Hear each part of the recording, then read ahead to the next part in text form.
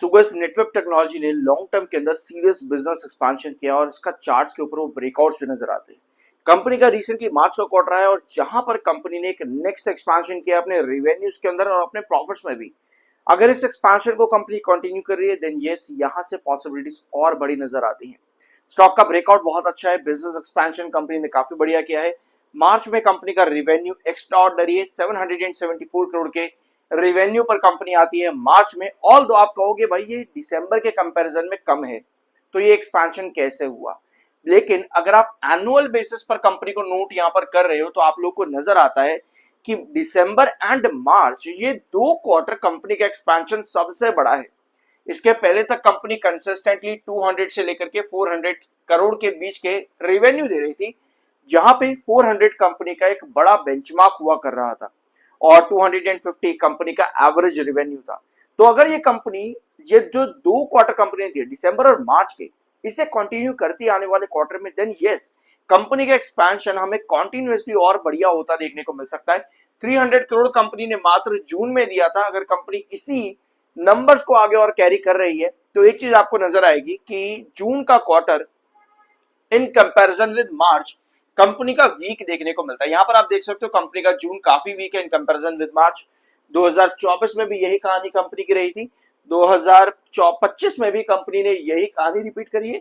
यानी कि अगर कंपनी जून 2026 में रेवेन्यू प्रोवाइड कर दे मान लो 600 करोड़ का भी, जो कि हम मार्च के कंपैरिजन में 174 करोड़ नीचे लेकर के चल रहे हैं, तब भी कंपनी का जो ग्रोथ है ऑलमोस्ट 100% के आसपास आ रहा है एनुअल ग्रोथ।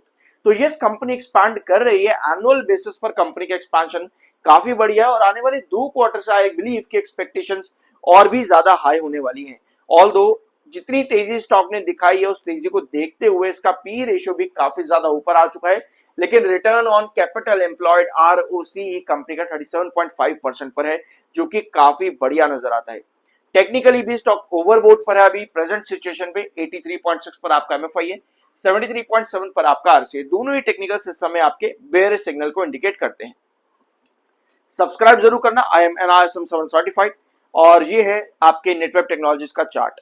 पहले हम डेली टाइम फ्रेम देखते हैं, हमारे पास क्या इंडिकेशन यहाँ पर मिला। एक बेयरिश एंगल्फिंग कैंडल ड्रॉ करती है रेड वाली, उसके बाद में आज वापस से स्टॉक एक गैप डाउन ओपनिंग देता है, फिर जो तेजी आती है 4782 के पास क्लोजिंग बनी है स्टॉक की, और इस समय स्टॉक अपने हायर लेवल्स के पास में है। एक कप एंड हैंडल जैसी सिचुएशन यहाँ पर क्रिएट करता है, जहां पे हमारा एक क्रूशियल रिजेक्शन खड़ा हुआ अराउंड 4400 पे। 4400 ये क्रूशियल रिजेक्शन था। कप एंड हैंडल यहाँ पर बना, हैंडल की पोजीशन बेसलाइन बनाते हुए आपको ये ब्रेकआउट मिला है आपके 4400 के ऊपर का। कप एंड हैंडल ब्रेकआउट्स के बाद में आपको और बड़े ब्रेकआउट्स मिलते हैं। यानी कि इस समय एक चीज नोट करना, हम अगर यहाँ पर रिस्क लेकर के चल भी रहे तो मेरे पास जो क्रूशियल बेस नजर आता है इस समय वो 4450 या 10 के आसपास। 4400 या अप्रोक्सीमेटली यहाँ पर लेके चलना, 4410 ये मेरा एक क्रूशियल बेस है। यानी कि जब तक स्टॉक इस प्राइस के ऊपर है तब तक यहाँ पर और ब्रेकआउट्स के चांसेस बन रहे हैं। और रिजेक्शन पॉइंट हमारा जो बना है रिसेंटली वो है 4850 के आसपास।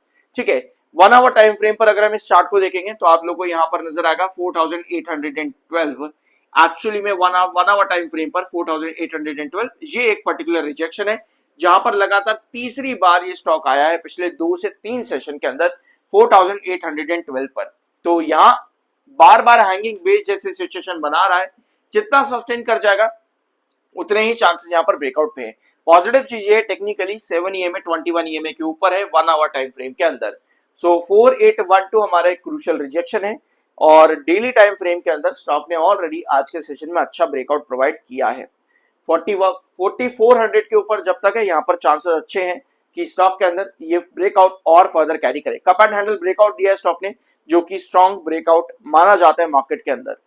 सो ये था आज का वीडियो, कुछ नया जानने को मिला और सब्सक्राइब जरूर करना। मिलता अगले वीडियो में।